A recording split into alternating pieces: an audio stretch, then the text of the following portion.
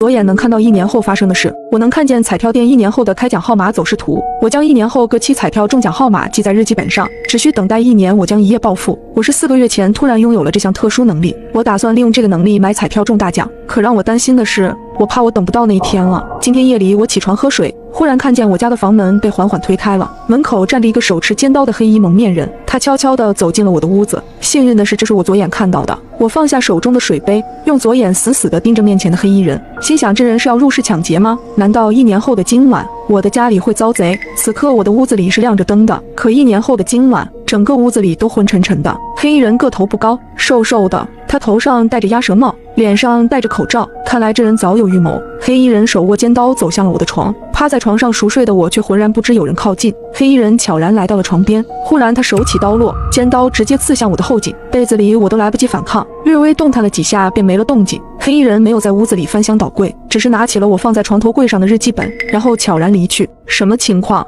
？1年后的今晚，我会在睡梦中被人一刀嘎了吗？而对方的目的正是那个记载了彩票中奖号码的日记本。我赶紧跟了出去，想要搞清楚害我的人是谁。黑衣人出了屋子，他绕过几栋楼房，然后穿过一条狭窄的巷子来到了后街。他来到了一座宾馆前面，然后径直走了进去。这是一家很普通的宾馆，黑衣人并没有在前台开房，他有意压低了帽檐，然后直奔楼上。黑衣人来到2楼和3楼之间的转角平台，他取下了头上的帽子，脱掉了身上的黑色大衣，她竟然是个女人，里面穿着裙装。他打开了他的包，一双高跟鞋被拿出换到了脚上，他取下了口罩，一张精致的脸尽显无疑。先前的黑衣人一下子变成了一个身穿裙装脚踩高跟鞋的长发美女。1年后的今晚，我居然是被一个女人一刀捅死的，可这个女人我压根儿就不认识，她到底要干嘛？接着女人走上了3楼，然后敲响了304号房门，门很快就被打开了。开门的是一个中年男人，男人笑盈盈地看着门口的女人，然后一把将女人拉进了房间里，房门也随之被关上。什么情况？这个女人在刚刚杀掉我之后，居然还有闲心跑到宾馆里来跟另一个男人幽会。我越发对这个女人感到好奇，我得进入房间里去看看。我赶紧找前台开了一间房，我点名开了304号房。幸运的是，今晚的304号房并没有客人入住。我拿门卡打开了304号房门，走了进去。进入房间之后，男人正在卫生间里洗澡。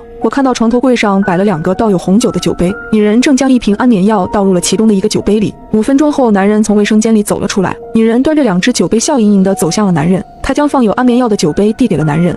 男人将红酒一饮而尽，然后就要对女人动手动脚，女人却以先洗澡为由走进了卫生间。男人只好无奈地玩起了手机。不一会儿，我就看见他接二连三地打起了哈欠。我打开了卫生间的门，女人只是将水放着，贴在门口听着外面的动静。大概10分钟之后，男人终于睡着。女人走出卫生间，双眼死死地盯着床上的男人，目光冰冷，像一道充斥着杀气的寒光。1年后的今晚，在不到1个小时的时间里，这个女人一连嘎了2个人，最毒妇人心，这话简直一点没错。女人将男人的左手掰开，然后取下了男人手指上的1枚钻戒，然后走出房间。在楼道的转角处，女人重新换上了那身黑色的大衣，绕过几个监控盲区，在一个不起眼的垃圾堆前，她扔掉了她的大衣和包。在不远处的一个路口，她坐上了一辆出租车，很快消失在街道的尽头。我本想继续跟上去的，只可惜我没女人运气好，我在路口等了很久也没等来一辆出租车。再次回到家，已经是1个小时之后，我缓缓地走进了屋子，用左眼死死地盯着我的床。被子里的我应该已经凉透了吧？我是单身，身边没什么朋友，如果不出意外，我的尸体可能要好些天才会被人发现。可是1年后，我真的会这么不明不白的死掉吗？那个女人到底是谁？无论如何，我都要想办法做些什么，不能坐以待毙。这间屋子我肯定是不会再住下去了。天亮之后，我搬出了这间屋子，房租还有2个月到期，我打算先不退房，以便我随时回来查看1年后的情况。新的住处是我通过房产中介找到的，屋内家电齐全，属于拎包入住的那种。进了屋刚坐下，我就开始思考一个问题，既然我已经搬离了之前的住处，那么1年之后我又怎么可能还会死在原来的屋子里？难道1年后死在那间房子里的人不是我？我记得那人是趴着睡在床上的，昨夜我的左眼根本就没有看到那人的脸，如今我都已经离开了那里，那么1年后死在那里的人就一定不是我，唯一的可能就是下一任租客。可是我明明看到凶手拿走了床头柜上的日记本，我可以肯定那就是我的日记本，可此刻我的日记本就在我的身上。既然我人都已经离开了原来的住处，我的日记本又怎么会在1年之后出现在那间屋子里？就在我百思不得其解的时候，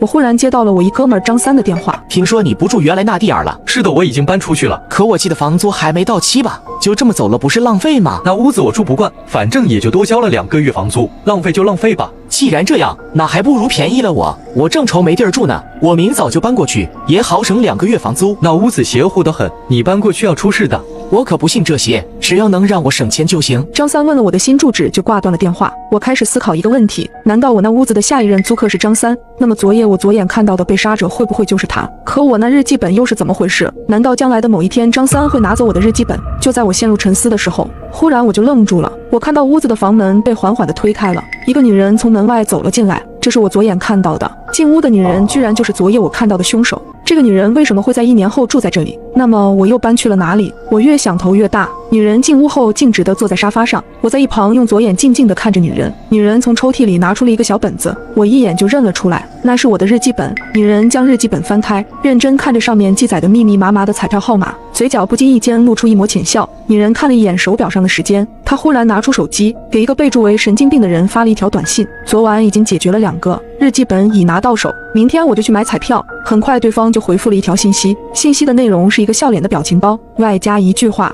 晚安招财猫。我看了心里一阵发毛，难道我辛辛苦苦记下的彩票号码还真是给别人做了嫁衣？这女人到底是干嘛的？女人收起日记本，然后进厨房给自己熬了一碗小米粥。喝完了粥，女人走进了卫生间，她在洗澡。我本来也打算跟进去，可就在这时，门外忽然传来一阵敲门声。我走到门前，透过猫眼看了一下，是张三。打开门，我就闻到张三一身的酒气。张三铁了心要住我原来那屋子，他是专程来找我拿钥匙的。我本来有打算再劝他另找住处的，但他执意不肯。我又不想把我左眼见到的事告诉他，就只能随他去了。或许这就是命运的安排吧。我把钥匙给了张三，自己还悄悄留了一把备用。送走了张三，跟我同居的女人已经洗漱完毕，从卫生间里出来了。看来我是错过了一出好戏。女人躺到床上玩起了手机，我也躺到了床上，就躺在她的身旁。我没有玩手机，我在看她的手机。我试图从她的手机上查到一些线索。如果她真是个杀手，她总该和上家保持联系。然而她在追剧。10分钟后，她关掉了手机，然后睡去。这夜女人睡得很沉，而我却辗转难眠。第二天一大早，女人就出了门，我猜她要去买彩票了。我在一个工地做临时瓦工，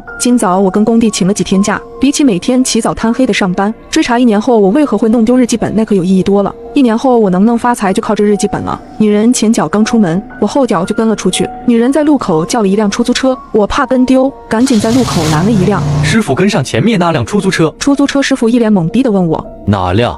我这才意识到自己说错了话，然后就让师傅一直往前开，我让停就停。果然女人在一个彩票店附近下了车，然后直接进了彩票店。女人早已从我的日记本上记熟了下一期的中奖号码，她直接让店员按她说的号买了一注。随后女人穿过了几条巷子，她走进了一个比较破烂的小区，菊园小区。她在一棵大树下的石凳上坐下，然后盯着不远处的一条巷子，久久不曾动过一下。我也在她身旁坐下看，我猜她应该是在等人。难道她是在等下一个作案目标吗？女人在大树下坐了一天，我也在这儿守着女人坐了一天。女人似乎并没有等到她要等的人，直到晚上9点多，女人回到了住处，几乎是跟昨晚同一个时间。女人再次用手机给那个叫神经病的人发了一条短信：今晚我没等到目标，明天我再去。很快对方回复了信息，依旧是一个笑脸的表情包，外加同样一句话：晚安招财猫。10分钟后，她关掉了手机，然后睡去。这夜女人依旧睡得很沉，而我依旧辗转难眠。第二天一大早，女人再次来到了菊园小区，然后在大树下一坐又是一天。第3天、第4天，连着好几天都是如此。不过让我感到奇怪的是，女人每天都有买彩票，可我却没看到她兑过一次奖。女人继续每天都去菊园小区。今天因为工地赶工期缺人，我硬被包工头叫去加班，所以就没能跟去菊园小区。一直到晚上10点下班回家，我发现女人还没有回来，于是就打算去菊园小区看看。到了菊园小区之后，我果然看见女人在那棵大树下的石凳上坐着，她的目光依旧盯着不远处的那条深巷。当我来到巷口时，突然我好像听到巷子深处传来一声女人的呼救声。我仔细听了一下，声音很沉闷，好像是一个女人被人捂住口鼻后发出来的。我朝巷子里望去，依稀看到角落里有几个人影，这是我右眼看到的，是当下的现实。沉闷的呼救声依旧断断续续传来，随之一起的还有从几个男人嘴里传来的污秽言语。我意识到巷子里正在发生着什么，于是赶紧报了警。警察说大约5分钟能赶到。巷子里女人的声音越来越弱，我怕等不到警察来就要出事情，于是我鼓足勇气冲进了巷子里。我冲里面的人说我报了警。很快从巷子里冲出来几个人影，他们都戴着鸭舌帽，脸上也都戴了口罩。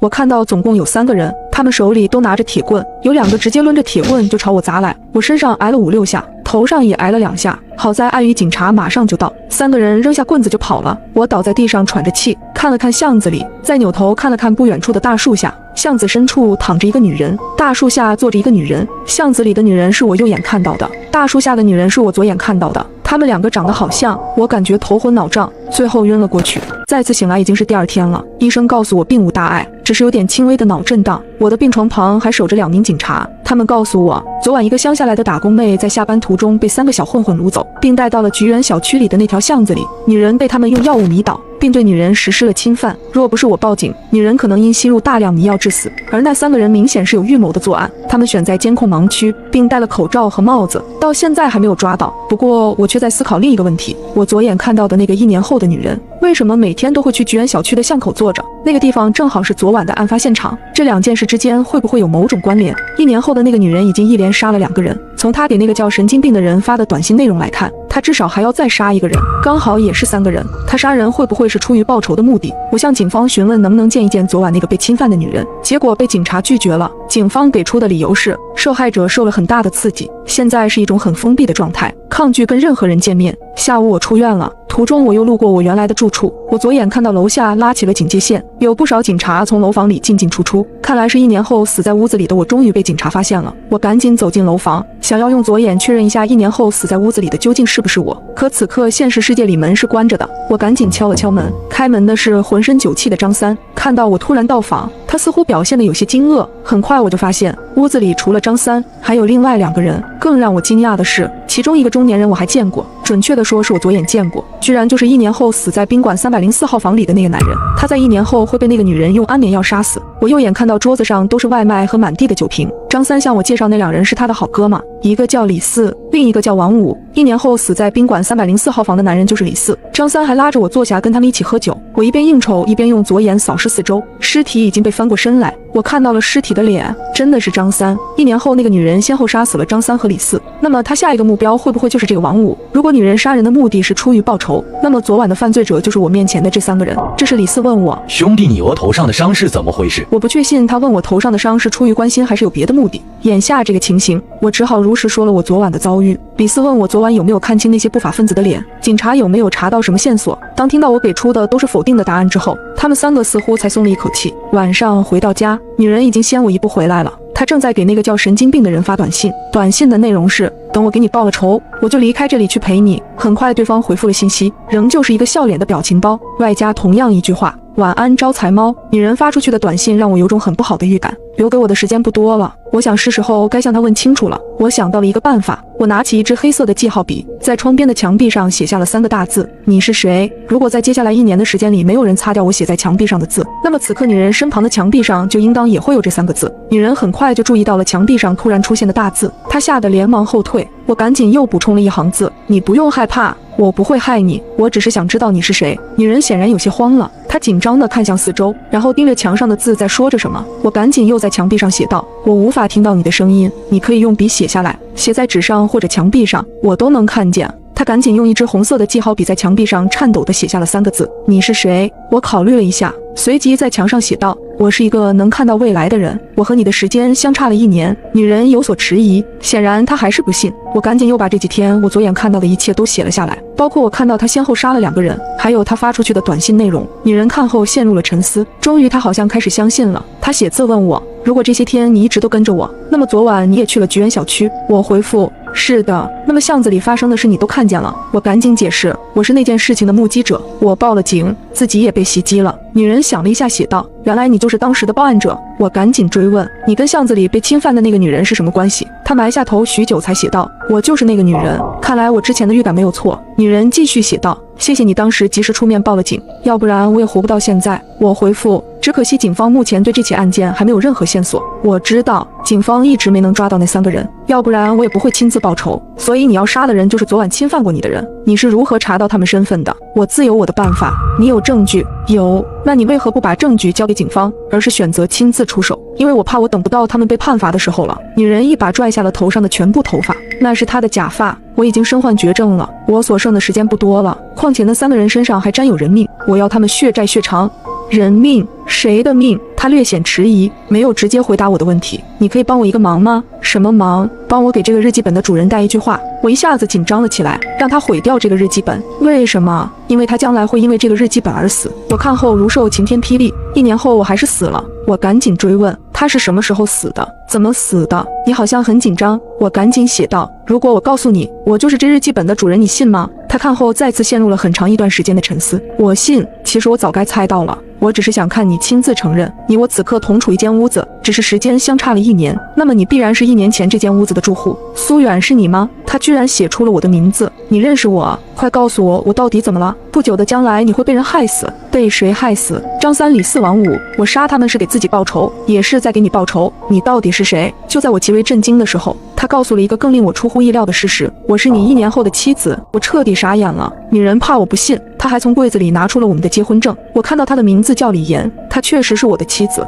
，1年后的妻子。接下来的几个小时里，李岩通过一行行文字讲述了我未来几个月即将发生的一些事。在经历了菊园小区事件之后，李岩整个人变得比较消沉而且封闭，加上警方一直未能抓到作案人员，李岩便一直活在阴影和极度的恐慌之中。然而更令他绝望的是，案发当晚，医院在对李岩验伤的时候，意外查出他已经身患绝症，医生告诉李岩最多还能活1年。一连串的打击，再加上几个月的病痛折磨，他不堪重负，最后选择了跳河自杀。而正好经过现场的我救了他，与其说是我救了他，倒不如说是他救了我，因为我根本就不会游泳。因此这一次的相遇，算是我们初次相识。李岩跟我讲了他的种种遭遇，我很同情他，并鼓励李岩要坚强地活下去。也不知道我是哪根筋不对，从那天起，我开始赖上了他。我鼓励他接受治疗，我说无论结果如何，我都会一直陪他走下去。连续的治疗让李岩的头发越来越少，于是我给他买了假发。李岩的身体状况越来越差，所剩的日子屈指可数。在他生日的当天，我带着李岩去了民政局领了结婚证，没有办席，没有请客。李岩搬来跟我住到了一起，他每天都吃不下饭，我每天都会给他煲粥。他时常问我为什么会选择和一个将死之人在一起，我的回答永远是那句话：遇见你也许是我命中注定的吧。李岩经常骂我是神经病，我却笑话他是招财猫，因为救他的当天，我买的彩票中了头奖。李岩本以为他会在我的守护下幸福的死去，没想到我却死在了他的前面。我有一个能预知彩票中奖号码的日记本，同时也让我招来了杀身之祸。不久前的一个夜晚，我因外出买药，遭到了几个匪徒的袭击，他们抢走了我身上的所有东西，包括结婚戒指、日记本，还有我的命。我被害的地点位于监控盲区，警方到目前为止还没能抓到杀死我的凶手。通过我身上的致命伤痕和现场痕迹判断，警方断定凶手是3个人，而且极有可能是熟人作案。我的日记本则成了唯一的线索。李岩开始留意近期彩票中头奖的得主，很快便锁定了张三、李四和王五，他要用他自己的方式给他们判刑。张三嗜酒，李四好色。在他们的一次聚会之后，李岩带着我的备用钥匙来到了张三的住处，他一刀捅进了张三的喉咙，然后又装扮成夜总会的小姐，去了李四开房的宾馆，用安眠药搞定了李四。如今只剩下了王五。看完他写下的字，我也不知该回什么好，想了很久才继续写道：如果你真的要报仇，我可以帮你，也算是帮我自己。帮我？你打算怎么帮？我明天就去向警方举报那3个人，让他们得到法律的制裁。你当时并没看到他们的脸，你也没有证据。我是没有证据，但是你有啊，你把你查到的证据告诉我，我再告诉警方。没用的。什么意思？在你的未来才会出现的证据，你如何在你的时间交给警方？虽然你能看到我找到的证据，但警方无法看到。我恍然大悟，这是违背因果律的悖论。那我直接在我的时间里杀了他们？不可以的。你我同处一个空间，你代表了历史，我代表了未来。既然他们3人可以活到我所在的时间点，那无论你做什么都不能改变因果律。他的话让我有些震惊，仿佛好像确实如此。我答应李岩明天陪他一起去解决王五，并躺在床上和他度过了最后一个夜晚。第二天一早，趁着李岩还在熟睡时，我买了新的油漆，直接掩盖了上面的黑红色的文字，并且退掉了这个房子，远离了这座城市。因为只有这样，我才能避免悲剧重演，更有机会保住自己的性命。